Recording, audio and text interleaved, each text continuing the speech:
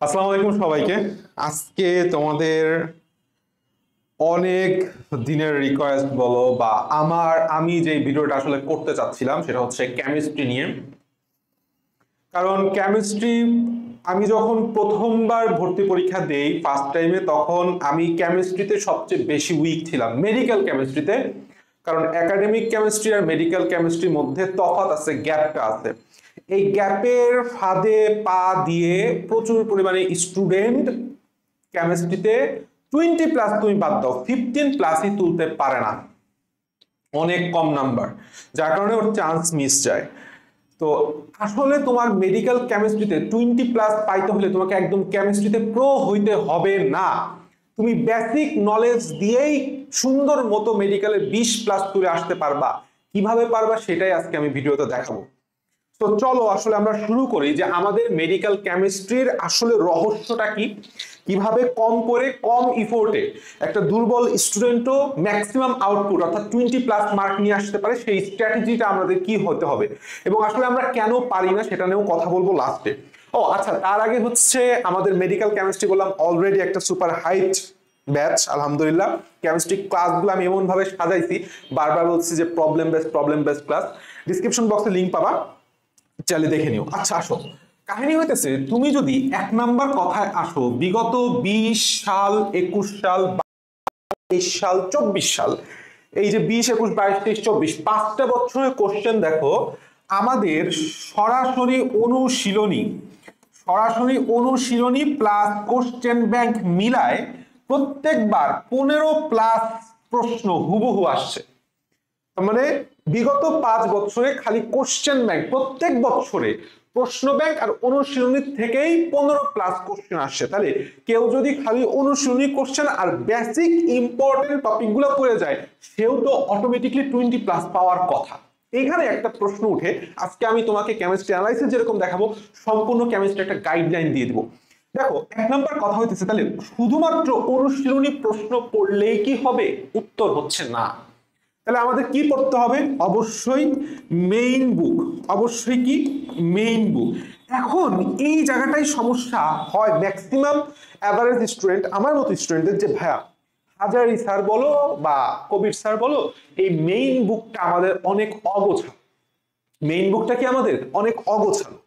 এই জন্য আমি সবসময় বলি, ইনক্লুডিং ফিজিক্স, অর্থাৎ ফিজিক্স এবং কেমিস্ট্রি বেলায় মেইন বইয়ের সাথে তোমাকে আর একটা হেল্পিং বুক রাখতে হবে, আইদার ইটস মেডিট্রিক্স অথবা ডাইজেস্ট।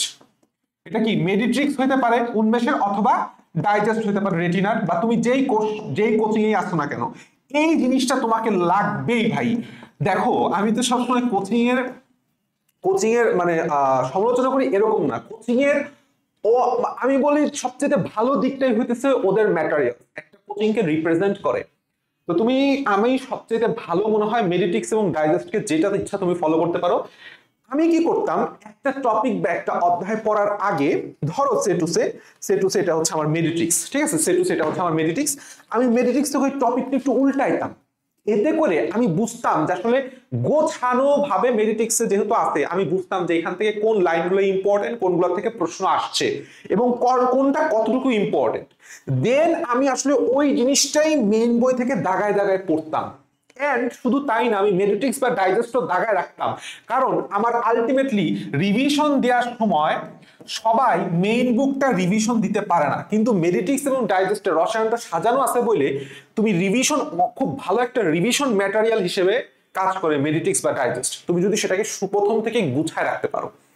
সো এটা কোচিং সেন্টারে ভর্তি হওয়ার ওয়ান অফ দা মানে মোস্ট ইম্পর্টেন্ট একটা রিজন, যে আমাদের এই মেডিটিক্স বা ডাইজেস্ট বা তথা তাদের যে ম্যাটেরিয়ালস গুলো দেয়।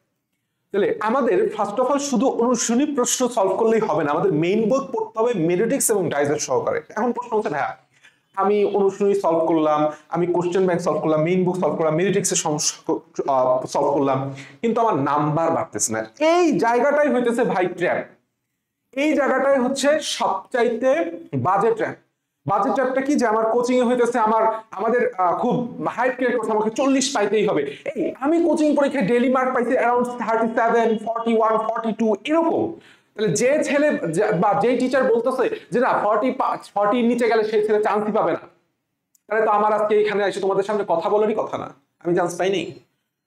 কাহিনী হচ্ছে ডেইলি মার্ক ফ্যাক্ট করে না না না, আমি বারবার বলি ডেইলি মার্ক ফ্যাক্ট করে না, বরঞ্চ তোমরা আসলে কি করো, তোমরা যে জিনিসটা সমস্যা হয় যে আমি একটু পর তোমাকে দেখাবো, সেটা হচ্ছে তুমি ধরো সেট হচ্ছে অনুশীলনী প্রশ্নের ব্যাংক মেইন বুক আর মেট্রিক্সটা ভালো করে পড়ে গেছো, কিন্তু কোচিং গুলো একটা অধ্যায়ের উপর 50টা প্রশ্ন থাকে। এই কথাটা বুঝো, এই কথা বুঝো, 50টা কোশ্চেনের মধ্যে 10টা কোশ্চেন সুপার হার্ড হবেই, স্বাভাবিক ওরা করবেই, যে কোনো উন্মেষ মেডিকেল সব কোচিং করবেই। তো এই 10টা হার্ড কোশ্চেন তোমার পারা এবং না পারাতে কিচ্ছু যায় আসে না ভর্তি পরীক্ষায়। কিন্তু একটা স্টুডেন্ট এই 10টা প্রশ্ন পারে নাই, তার মনের মধ্যে এই জিনিসটা চলবে, অটোমেটিকলি ঢুকে যাবে যে সে অধ্যায় উইক, দ্যাটস ওয়াই সে কি করতে যাবে, এই 10 মার্কের উপর ফোকাস রাখতে যাবে। কিন্তু চিন্তা করো যে হচ্ছে 40 মার্ক পাইছে 50-এর মধ্যে, তুমি এটাকে 100 মধ্যে চিন্তা করো 80, 80% নাম্বার, ভাই 80% নাম্বার তুমি কি কম মনে করো? মানে আজকাল আমরা এরকম একটা হাইপে আছি যে 90+ না হইলে বোধহয় কোনো নাম্বারই না, এরকম একটা কথা। আমার পেপার ফাইনালে এভারেজ মার্ক ছিল 84, 85, 86, 82 এরকম এভারেজ মার্ক ছিল। তাহলে আমাদের মধ্যে ওই মানে কি বলবো ডাইলেমাটা কাজ করে যে আমাকে এত এত প্লাস 45 প্লাস 50 তে 50 মার্ক পাইতে হবে, 100 তে 190 প্লাস পাইতে হবে না। ওই কারণে আমরা ইম্পর্টেন্ট জিনিসের চাইতে আনইম্পর্টেন্ট অগোছালো জিনিসের উপর বেশি ফোকাস দেই, এবং একই সাথে কি হয়ে যায় আলটিমেটলি জানো, আমাদের ফোকাসটা ঘুরে যাওয়ার কারণে আমার মেন্টালিটিটা চেঞ্জ হয়ে যায়। দ্যাটস ওয়াই আমরা এই অনুশীলনী কোশ্চেন ব্যাংক মেইন বুকের যেই ইম্পর্টেন্ট বাদ দিয়ে আনইম্পর্টেন্ট তথ্যগুলোর পেছনে ছুটি। আমি তোমাকে দেখাবো কেউ যদি অনুশীলনী প্রশ্ন কোশ্চেন ব্যাংকটা অ্যানালাইসিস সহকারে সুন্দর করে অ্যানালাইসিস করে, আমি দেখাই দেবো কিভাবে অ্যানালাইসিস করে, মেইন বুক মেট্রিক্সের সাথে ইম্পর্টেন্ট মেইন বুকের জাস্ট ইম্পর্টেন্ট কোশ্চেন, ইম্পর্টেন্ট টপিকটা বারবার পারলে 100 বার সলভ করে যায়, ও 25-এ 20+ অনায়াসে তুলতে পারে, 20, 22, 23 অনায়াসে তোলা যায়, অনায়াসে তোলা যায়। তাহলে 1 নম্বর প্রশ্নের উত্তর তুমি আশা করি পাইছো। তোমাকে এই অনুশীলনী প্লাস কোশ্চেন ব্যাংক অ্যানালাইসিস সহ বারবার পড়তে হবে। আমরা একবার করে ছেড়ে দিই, আর মনে হয় পড়া লাগবে না, জীবনে সব পেরে গেছি না। 2 নম্বর হচ্ছে মেইন বুক মেরিট্রিক্স ডাইজেস্ট, আর ইম্পর্টেন্ট টপিক বারবার করে পড়তে হবে, আর মেরিট্রিক্স বা ডাইজেস্ট অবশ্যই সাথে রাখতে হবে, এবং এটা অ্যাজ এ রিভিশন ম্যাটেরিয়ালস হিসেবে তোমাকে প্রথম থেকেই দাগায় দাগায় প্রস্তুত রাখতে হবে, যে পরীক্ষার একদিন আগে বা পরীক্ষার 1 সপ্তাহ আগে বা এই যে পেপার ফাইনাল গুলোর আগে তুমি যখন রিভিশন দিবা, তখন তোমাকে মেরিট্রিক্সটা রিভিশন দিতে হবে, সুন্দর করে দাগায় দাগায় পড়তে হবে, দাগায় তোমার রাখি দিতে হবে যে এটা আমার রিভিশন টাইম। আমি দাগাইলে মানে আমি দাগ দিতাম মানে হচ্ছে আমি ওটা রিভিশন দিব। এইটা তুমি যদি বারবার করতে পারো, তোমার কেউ ঠেকাইতে পারবে না। কিন্তু তোমরা এই ভুলটা করো, তোমরা বারবার করো না। 2 নম্বর প্রশ্ন যে ভাইয়া বারবার করার পরেও আমার নাম্বার বাড়তেছে না, এই জায়গাটায় আমাদের সবচাইতে বড় কাজটা চলে। কি করে যে কোচিং তোমাকে মানে ধাপাধাপ সবকিছু শেষ করাই দিবে, কিন্তু ওই যে তুমি যে টপিকটা পড়তেছো বাট পারতেছো না, ওইটা নিয়ে বললাম তোমাকে বসতে হবে।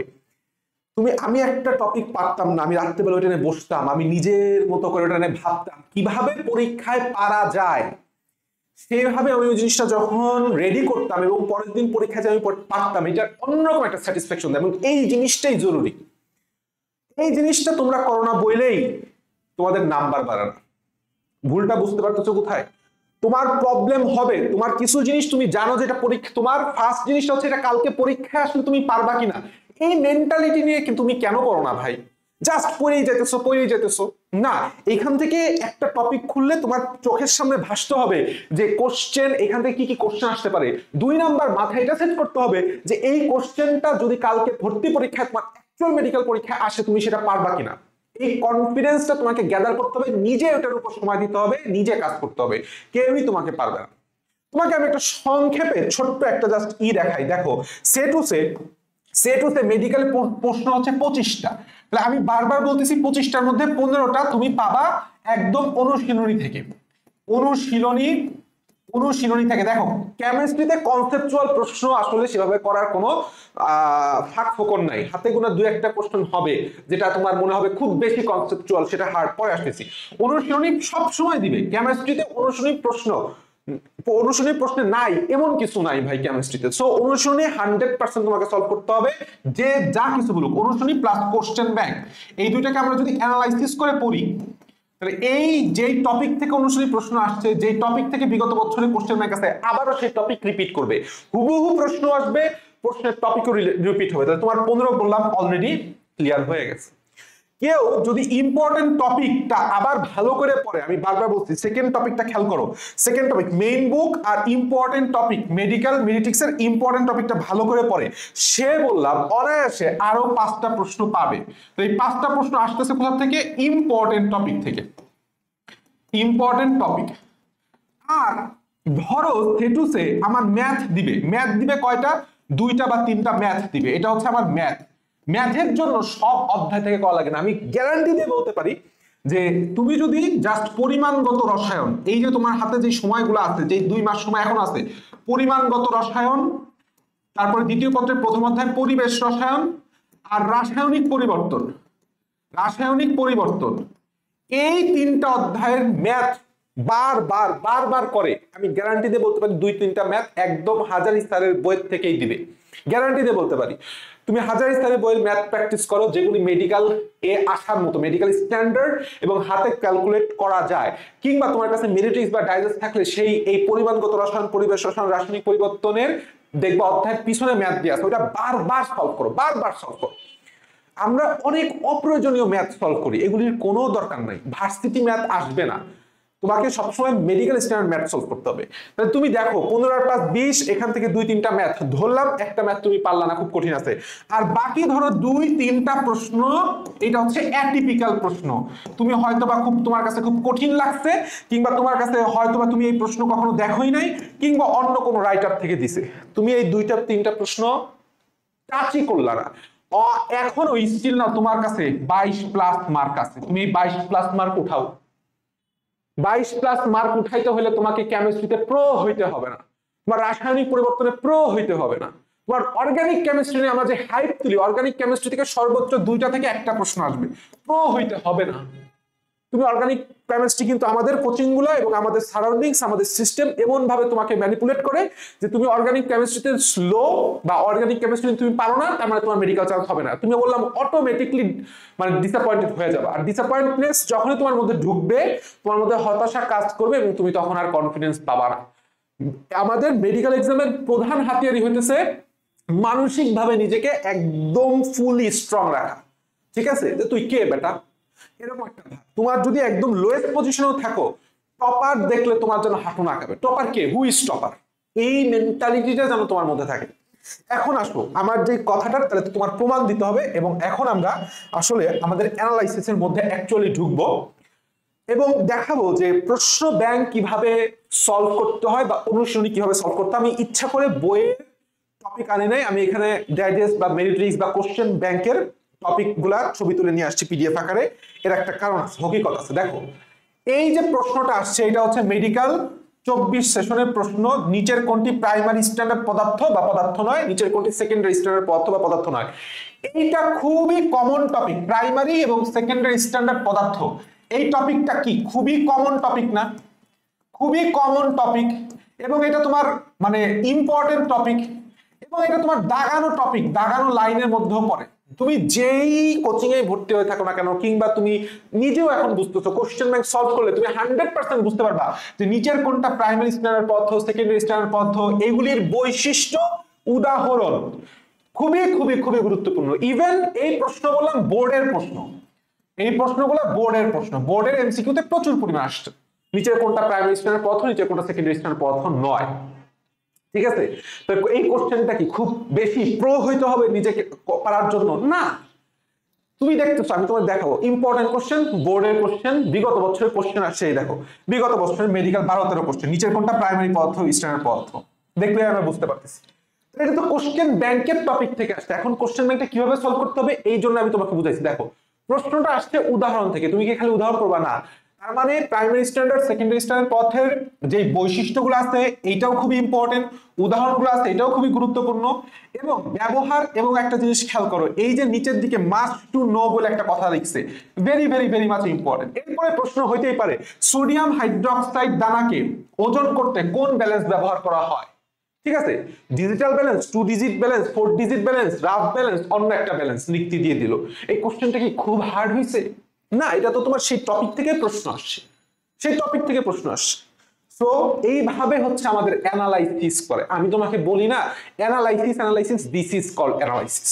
এইটাই তোমাকে পড়তে হবে বই থেকে এবং মেরিট্রিক্স থেকে। আচ্ছা আসো এরপরে প্রশ্ন আমরা দেখি। এরপরে প্রশ্ন হয়েছে হচ্ছে হ্যাজার্ড সিম্বল থেকে। হ্যাজার্ড সিম্বল আমি বললাম এই অধ্যায়ের এই যে ল্যাবরেটরি নিরাপত্তা বইয়ের 3টা না 4টা ক্লাস দিছি, তুমি যদি সেই ক্লাস করে থাকো এখান থেকে যা কোশ্চেন আসুক তুমি সব পারবা। ঠিক ক্লাসগুলো একটু করে দেখো, ডেমো ক্লাসগুলো করে দেখো। সেম ভাবেই প্রত্যেকটা অধ্যায়ের ক্লাস পাই টু পাই নেওয়া হয়েছে হচ্ছে আমাদের কেমিস্ট্রি আর কিংস অ্যারেনা কেমিস্ট্রি ব্যাচে, ঠিক আছে? দেখো এই ওই ব্যাচে বলো বা ফ্রি ক্লাস দিয়েছে, এখানে আমি সবগুলা বলে দিচ্ছি আসলে এখান থেকে কি লাগবে। ফার্স্ট অফ অল চিহ্ন, এবং এইখানে একটা মাত্র চিহ্ন আছে ব্যতিক্রম, যেটা প্রথম অক্ষরের সাথে মিলে না। এনভায়রনমেন্টালের ই হওয়ার কথা, কিন্তু না হয়েছে কি ন্যাচারের এন, ঠিক আছে? প্রশ্ন ছিল পরিবেশ দূষকের প্রতীক কোনটা, উত্তর হচ্ছে এন। এক্সপ্লোসিভ ই, জারক অক্সিডাইজিং ও, ক্ষয়কারী করসিভ সি। প্রত্যেকটা প্রথম অক্ষর দিয়ে মনে রাখা যায়। ইভেন আমি পুরো ক্লাসে এই যে উদাহরণ, প্রত্যেকটার উদাহরণ একদম খুব সিম্পল হয়তো তোমাকে মুখস্থ করাই দিছি। সো তুমি ক্লাসটা করলে বা তুমি নিজে যেভাবে পড়ো না কেন এই উদাহরণগুলো বললাম তোমার অবশ্যই লাগবে। নট লাইক দ্যাট যে এরপরেই তোমাকে আবার এই প্রতীক থেকে প্রশ্ন দিবে, এরপরে হয়তোবা প্রশ্ন দিতে পারে নিচের কোনটি অত্যন্ত বিষাক্ত পদার্থ সমূহ। আমি প্রত্যেকটা উদাহরণ খুব সুন্দর করে তোমাকে মুখস্থ করাই দিছি, আসো এরপরে প্রশ্ন। শিখা পরীক্ষা বিভিন্ন দ্রবণে মৌলের উপস্থিতি শনাক্তকরণ। আমরা 2টা পরীক্ষা করি, একটা হচ্ছে শিখা পরীক্ষা আর একটা হচ্ছে সিক্ত পরীক্ষা। 2টাই মেডিকেলের জন্য সুপারস্টার টপিক। খুব কঠিন প্রশ্ন করছে, খুব জঘন্য প্রশ্ন করছে না। সোনালী হলুদ মেডিকেল 24-এ আসছে বর্ণহীন, আরটা কি কোবাল্ট ব্লু গ্লাসে বর্ণহীন, শুষে নেয় কোনটা, সোনালী কালারের রংটা শুষে নেয়।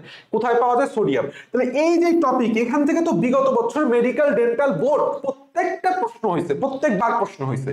তাহলে এটা তো আমার পুরো ইম্পর্টেন্ট টপিক, মানে কি ভেরি মাচ ইম্পর্টেন্ট টপিক থেকে প্রশ্ন হয়েছে। হ্যাঁ, এই জিনিস তোমার কে না পারে? যদি না পারো তাহলে এটা নিয়ে বসো। আমিও প্রথম পারি নাই, আমি এটা নিয়ে বসছি এবং আমি তারপরে নিজে ট্রিক্স বের করছি, ছন্দ বের করছি, গল্প বের করছি, যেভাবে মনে রাখা যায়, যেভাবে পরীক্ষায় পারা যায়। আমার সবসময় টার্গেট ছিল যে আমি কিভাবে পরীক্ষায় পারতে পারি, আমি কিভাবে পরীক্ষায় সঠিকটা দাগায় দিয়ে আসতে পারি। পড়া ডাজন্ট ম্যাটার, মুখস্থ করা ডাজন্ট ম্যাটার হইতেছে তুমি পরীক্ষার হলে সঠিকটা দাগায় দিয়ে আসতে পারতেছো কি না। আচ্ছা আসো, তাহলে এই যে টপিকটা আমাদের অবশ্যই পড়তে হবে। এরপরে প্রশ্ন হয়েছে, এটা যদি একটু ঝাপসা হয়ে গেছে আসলে, এক্সট্রিমলি সরি। প্রশ্নটা হয়েছে হচ্ছে দেখো রাসায়নিক পরিবর্তন অধ্যায় থেকে। রাসায়নিক পরিবর্তন যেই চ্যাপ্টারের মধ্যে one of the most important একটা টপিক হচ্ছে তাপ হারি বিক্রিয়া কোনটা আর তাপ উৎপাদী বিক্রিয়া কোনটা। এটা প্রচুর পরিমাণে ইম্পর্টেন্ট একটা টপিক। এর উদাহরণ সমূহ আর হইতেছে এটা ডেলএইচ সহ মুখস্থ রাখতে হয় আমাদের। একদম নিচের কোনটা তাপহারী বিক্রিয়া, নিচের কোনটা তাপ উৎপাদী বিক্রিয়া, কোনটা ডেলএইচ কত, এটা সহ আমরা মুখস্থ করি। তাহলে এইটাও তো আমাদের একদম ভেরি মাচ ইম্পর্টেন্ট টপিক থেকে প্রশ্ন হয়েছে, একদম কমন টপিক থেকে প্রশ্ন হয়েছে। এবং উত্তরটাও দেখো খুব চমৎকার। একমাত্র ব্যতিক্রম ধর্মী বিক্রিয়া হচ্ছে এই যে নাইট্রাস অক্সাইড তৈরির বিক্রিয়া। এটা একমাত্র ব্যতিক্রমী বিক্রিয়া, কারণ এটা দহন বিক্রিয়া হওয়ার পরেও বিক্রিয়াটি তাপহারী। সো এটা তো নর্মালি একটা স্টুডেন্ট পড়লেও আসলে মুখস্থ থাকে।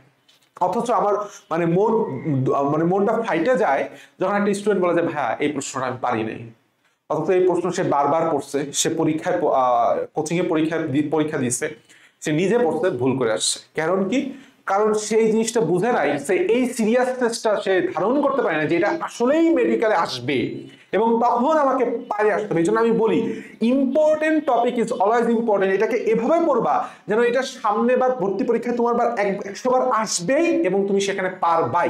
এই কনফিডেন্সটা রাখতে হবে, এই মেন্টালিটি রাখতে হবে।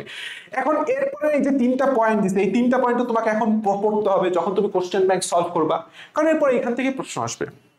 দেখো সাসপেনশন থেকে আমাদের প্রশ্ন দিচ্ছে দ্বিতীয় পত্রের প্রথম পত্রের 5ম অধ্যায়। খুবই গুরুত্বপূর্ণ। নিচের দিকে সাসপেনশনের যে উদাহরণগুলো আছে খুবই গুরুত্বপূর্ণ। অন্ত্রের ইমেজিং কাজে ব্যবহৃত বেরিয়াম সালফেট হলো একটা কি সাসপেনশন, মেডিকেল 24-এর প্রশ্ন। কলেরা ভ্যাকসিন একটা কি সাসপেনশন। আমাদের যেই কলয়েড আর এই যে সাসপেনশন, এর যে ছকটা আছে ভাই, ছকটা আছে, এটা বললাম সুপার ডুপার ইম্পর্টেন্ট। এটা খুব সহজে মুখস্থ করা যায় ইনশাল্লাহ। আমি একটা ক্লাসও দিব, ফ্রি ক্লাস দিব। আমি অলরেডি আমাদের ব্যাচের প্রত্যেকটা জিনিস আমি এইভাবেই মুখস্থ করাই দিচ্ছি হাতে ধরে ধরে। যে কলয়েড সাসপেনশন, এটার যে ছকটা আছে এটা খুব ইম্পর্টেন্ট। তাহলে দেখো তো এটা কি খুব আজে বাজে টপিকের প্রশ্ন, আজে বাজে জায়গার প্রশ্ন না, এটাও আমাদের ইম্পর্টেন্ট টপিকের প্রশ্ন, ইম্পর্টেন্ট টপিকের প্রশ্ন। এরপরে প্রশ্ন কি বলা হয়েছে, দুধ। দুধ থেকে প্রশ্ন হয়েছে যে দুধের যে পিএইচ নিয়ন্ত্রণে কোনটা ব্যবহার করা হয়, সোডিয়াম কার্বনেট ব্যবহার, বাইকার্বনেট। মেডিকেল 24-এর প্রশ্ন, একটা সোডিয়াম কার্বনেট, দুইটা ব্যবহার করা হয়। দুইটা উত্তর থাকলে সঠিক উত্তর হবে সোডিয়াম বাইকার্বনেট। এবং এই যে তরল দুধ সংরক্ষণের পদ্ধতি, এই লাইন তো সুপার ডুপার ইম্পর্টেন্ট। দুধ টপিকটা very very very much important, infinity star. ভাইয়া কি যে প্রশ্ন করে, যে যদি কেউ যদি প্রশ্ন করে দুধ ইম্পর্টেন্ট না, কেউ যদি ভাবো, মারাত্মক রকমের ভুল। কারণ কি দেখো, দুধ থেকে প্রশ্ন আসছে কয়বার, 23-24 সালে প্রশ্ন আসছে, 22-23-এ প্রশ্ন আসছে, 22-23, 20-21, 17-18, 16-17-18, কত প্রশ্ন আসছে। তাহলে তুমি এই যে দুধের টপিকটা, এটা তুমি পড়বা না, এটা কি তুমি ইম্পর্টেন্ট টপিকের মধ্যে রাখবা না, ইম্পর্টেন্ট টপিকের মধ্যে রাখবা না, এটা কি তুমি কোশ্চেন ব্যাংক অ্যানালাইসিস করলে পারবা না, অ্যানালাইসিস করলে পারবা না। ইভেন এটা তো অনুশীলনীর কোশ্চেন, এটা অনুশীলনীতে আছে, সরাসরি অনুশীলনীতে আছে, কবির হাজারি স্যারের বইতেও আছে, কবির স্যারের বইতেও আছে। তাহলে এইটা কি তুমি অনুশীলনী সলভ করলে পারবা না, পাবা না, তুমি এই টপিক তুমি পড়বা না। আসো এরপরে প্রশ্ন কি হয়েছে, এরপরে প্রশ্ন বলছে গ্রিন হাউস গ্যাস কোনটা, কার্বন ডাইঅক্সাইড। ভাই এই যে গ্রিন হাউস গ্যাসের প্রভাব, গ্রিন হাউস গ্যাস সমূহের যে পার্সেন্টেজ, আর একটা জিনিস আছে সেটা হচ্ছে সিএফসি, অর্থাৎ এই যে green house gas, green house plus CFC, এইখান থেকে তো প্রচুর পরিমাণে কোশ্চেন আসছে, প্রচুর পরিমাণে প্রশ্ন সামনেও আসবে, বোর্ডের প্রশ্ন পর্যন্ত আসছে। তাহলে এইটাও তো আমার ইম্পর্টেন্ট টপিক, ইম্পর্টেন্ট টপিকের মধ্যে পড়ে, এইটাও আমার কোশ্চেন ব্যাংক অ্যানালাইসিস করলে পারবা, তাই না? তাহলে তুমি একটা জিনিস খেয়াল করো, এই জিনিসগুলো আমরা কেন ভুল করি। তুমি জানো এটা ইম্পর্টেন্ট, কিন্তু 1 নাম্বার তুমি বারবার সলভ করতেছো না, 2 নাম্বার তোমার ফোকাস অন্যদিক ঘুরে গেছে, 3 নাম্বার তুমি হয়তোবা এটা মুখস্থ করতে পারতেছো না, সমস্যা হচ্ছে তোমার মুখস্থ করতে, কিন্তু তুমি এটা সময় দিচ্ছ না। এই জন্য কোচিং পরীক্ষার নাম্বারের দিকে চাইতে তোমাকে ফোকাস দিতে হবে যে ইম্পর্টেন্ট টপিক তুমি পারতেছো কিনা। আচ্ছা আসো এরপরে প্রশ্ন, আসো এইটা একদম কোশ্চেন ব্যাংক থেকে প্রশ্ন দিয়েছে, অ্যাসিড বৃষ্টির জন্য কোনটা দায়ী। মেডিকেল 24-এ আসছে, মেডিকেল 19-20, ডেন্টাল 20-21, 19-20। অ্যাসিড ড্রেনে কোনটা থাকে, ডেন্টাল 16-17। আমরা সবাই জানি SOX অর্থাৎ সালফার অক্সাইড X আর NOx থাকে। দেখো NOx মানে কি, NO2 বা NO যাই বলো না কেন থাকবে, SOX মানে কি SO2, SO3 যাই বলো না কেন থাকবে, কিন্তু N2O5 এটা কি হয়েছে না, কারণ NOx এর বেলায় Na কি ছিল, সব জায়গায় 1, সালফারে 1, এখানে কি 1 আছে নাই, তাহলে N2O5 হবে না, উত্তর হচ্ছে সালফার ডাইঅক্সাইড। সবসময় মনে রাখবা অ্যাসিড বৃষ্টির জন্য NOx SOX দরকার। তাহলে এইটা তো বিগত বছরের প্রশ্ন এসে গেছে, এখান থেকে কতবার প্রশ্ন আসছে, 1 2 3 4 বার প্রশ্ন আসছে। তাহলে এইটা কি ইম্পর্টেন্ট টপিক না, অ্যাসিড বৃষ্টি। অ্যাসিড বৃষ্টিতে কখন পিএইচ কত কম হয়ে গেলে সেটাকে আমরা মানে অ্যাসিড বৃষ্টির সময় পিএইচ পানির পিএইচ কত কম হয়, 5.6 এর কম হয়। তাহলে এরপরে হচ্ছে এটা কি তুমি কোশ্চেন ব্যাংক অ্যানালাইসিস করলে পারবা না, এই টপিক কি তুমি অ্যানালাইসিস করার সময় পড়বা না, অবশ্যই পড়বা। কি আকাশ থেকে প্রশ্ন আসছে না, কিন্তু একটা স্টুডেন্ট এটা পারে আসে না।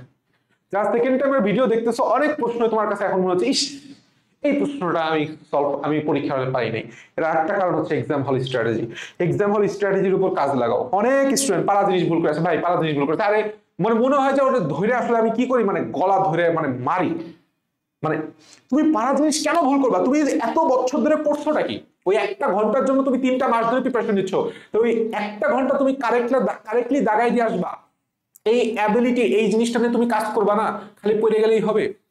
এরপর একটা প্রশ্ন দেখো, উভধর্মী যৌগ, দেখো উভধর্মী যৌগ, তারপরে উভধর্মী অক্সাইড সমূহ লিখে দিই, অক্সাইড, এটা তো সুপার স্টার টপিক, তাই না? এবং এই প্রশ্নটা আসছে আসলে মতবাদ থেকে, আমাদের যে অ্যাসিড খাত 3টা মতবাদ আছে, এটা সুপার ডুপার ইম্পর্টেন্ট, সেখান থেকে প্রশ্ন আসছে। ইভেন প্রশ্নটার উত্তরে ছিল পানি একটা উভধর্মী যৌগ। এই উদাহরণ এটা আমার বোর্ডে আসা কোশ্চেন, ভাই বোর্ডে আসা কোশ্চেন, এটা বেসিক কোশ্চেন, যে কেমিস্ট্রি ইন্টারমিডিয়েটে একটা ন্যূনতম একটু হলে পড়তে সেও এটা জানে, কিন্তু তারপরও পরীক্ষা হল ভুলে গেছে, কারণ পরীক্ষার হল একটা অন্যরকম জিনিস, পরীক্ষার হল অন্যরকম জিনিস। এরপরে আসো, আর্সেনিক থেকে প্রশ্ন আসছে। কি প্রশ্ন? সেটা হচ্ছে সর্বোচ্চ গ্রহণযোগ্য মাত্রা। ডেন্টাল 4 এর কোশ্চেন, মেডিকেল 24, এর আগে এই মানটা আসছে মেডিকেল 19, 20, 4 এর প্রশ্ন। তাহলে এইটা কি তোমার কোশ্চেন ব্যাংকের মধ্যে পড়বে না? এটা কি তোমার ইম্পর্টেন্ট টপিকের মধ্যে পড়বে না? আরে এইটা তো বোর্ডে আসা কোশ্চেন রে ভাই, এটা বোর্ডে আসা কোশ্চেন, মিলাই দেখো বোর্ডে আসছে 100% কোনো না কোনো বোর্ডে আসছে। এটা তো অনুশীলনীর প্রশ্ন, এটা তো অনুশীলনীর প্রশ্ন। হ্যাঁ, তাহলে কেন পারবো না? আসো এরপরে প্রশ্ন দেখো, ক্রোমিয়াম দূষণ দিছে আমাদের যে লেড, পিবি বলো, ক্রোমিয়াম বলো, আর্সেনিক বলো, এই যে আমাদের ভারী ধাতুর যেই মূল সমস্যাগুলা, এটাও তো খুবই খুবই ইম্পর্টেন্ট, কোচিং পরীক্ষা দিলেই বুঝবা। এই যে ক্রোমিয়াম যে আরবিসি লৌহ শোষণে বাধা দেয় বা অ্যানিমিয়া বা রক্তশূন্যতা সৃষ্টি করে, এইটাও তো তোমার ইম্পর্টেন্ট টপিকের মধ্যেই পড়ে। অ্যাকচুয়ালি প্রশ্নটা করা হয়েছে এই যে এখান থেকে, যে আমাদের ভারী ধাতুর যে বিশেষ রোগ, black foot disease, fatty liver, কে করে? আর্সেনিক। দাঁতের মাড়ি নীল, শিশুদের আইকিউ হ্রাস, সীসা। ক্যাডমিয়াম, ইটাই রোগ, আউচ আউচ। ক্রোমিয়াম, অ্যানিমিয়া, একটা রোগে আছে, এটাই মেডিকেল 24 সালে আসছে। তাহলে এই বক্স কি আমাদের মেরিট্রিক্সে ছিল না? এই বক্স তুমি পড়ো নাই, সেকেন্ড টাইমার যারা দেখতেছো পড়ছো কিন্তু ভুলে গেছো, তার মানে কি তুমি এই টপিকটাকে তুমি ঠিকমতো হাইদার গুরুত্ব দাও নাই, বা এই টপিকটাকে গুরুত্ব দেওয়ার পরে তুমি বারবার করো নাই, বা বারবার করার পর তুমি ভুল করছো কিন্তু তুমি এর উপর কাজ করো না। তাহলে তুমি এর উপর কাজ করো, কাজ করো। কিভাবে মনে রাখা যায় প্রত্যেকটা জিনিস আমি বললাম তোমাদেরকে, আমাদের ব্যাচের যারা স্টুডেন্ট আসতো আমি মুখস্থ করাই দিছি, পড়াই দিছি। এরপরে কাজ হচ্ছে তোমার নিজের পড়ার। আচ্ছা, কোনটা অর্থপ্যারা নির্দেশক? মেডিকেলের 24, 7, 16, 17, 21, ডেন্টাল 17, 19। বাপরে বাপ ভাই, তাহলে এটা কি তুমি খুব হেলাফেলায় ছেড়ে দিবা? খুবই হেলাফেলার টপিক, যে অর্থপ্যারা নির্দেশক এরকম ইম্পর্টেন্ট টপিক না।